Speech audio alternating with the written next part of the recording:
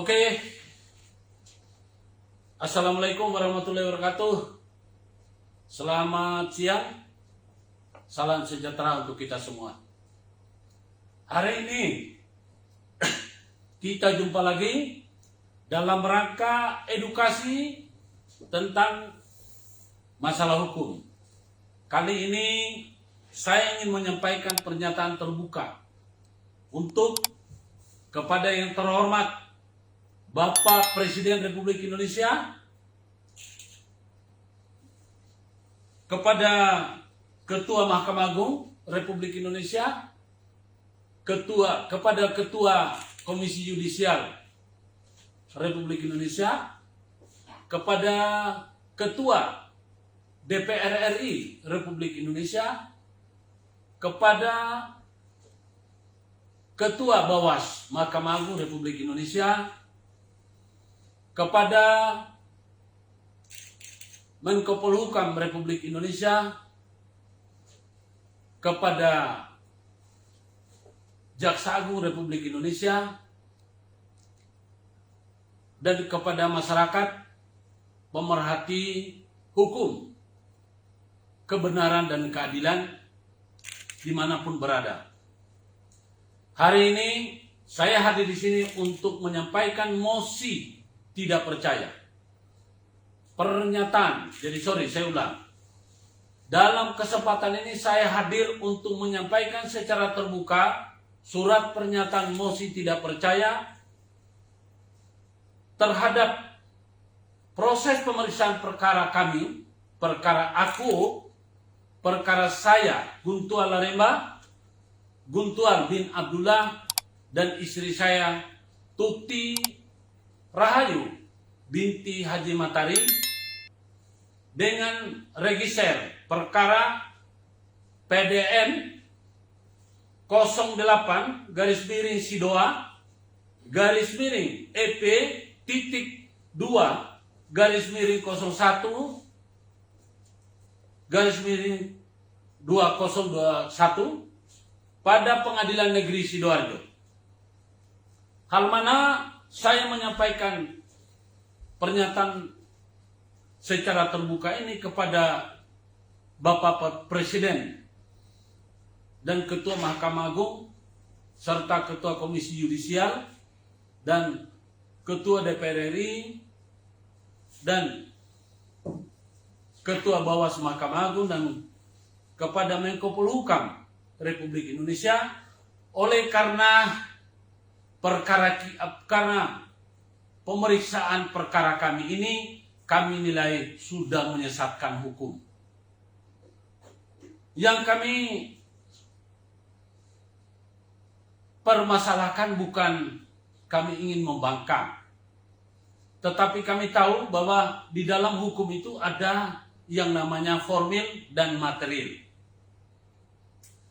Kami berbicara di sini bukan karena kami ini adalah arogan atau membangkang, tapi kami ingin meluruskan agar tidak menjadi simpang siur ketika saya melakukan penolakan terhadap proses hukum karena tidak sesuai dengan ketentuan. Saya jangan dianggap membangkang. Ketika saya melawan terhadap pemaksaan, jangan dianggap saya ini tidak patuh. Tetapi lebih daripada saya ingin menghargai atau menghormati yang namanya marwah dunia peradilan. Saya mencintai NKRI ini. Saya mencintai dunia hukum karena saya adalah pengacara yang juga merupakan bagian daripada penegak hukum. Oleh karena itu, melalui kesempatan ini, sebelum saya melanjutkan pembicaraan, saya ingin terlebih dahulu memohon maaf sebesar-besarnya. Ini bukan persoalan saya melawan, tapi persoalan masalah harkat, martabat, dan kehormatan sebagai warga negara Indonesia yang dilindungi oleh hukum. Hukum ini diartikan adalah negara. Negara ini pengejawatannya adalah dunia peradilan. Saya sangat prihatin Karena kami di proses hukum tidak berdasarkan asas formil maupun material. Apa yang saya sampaikan tentang asas formil dan material? Pertama-tama, secara material kita bisa berdebat. Tetapi secara formil ini tidak bisa diperdebatkan. Oleh karena apa? Secara formil sudah jelas diatur oleh undang-undang. Jadi kemarin saya dihadapkan di muka persidangan dengan pemaksaan. Saya anggap itu pemaksaan oleh karena apa? Karena sesungguhnya kami tahu bahwa hakim ini tidak berpihak pada hukum. Bahkan terkesan arogan. Jadi sekali lagi melalui kesempatan ini Bapak Presiden, saya adalah warga negara yang dilindungi hak-haknya oleh undang-undang. Saya dihadapkan dengan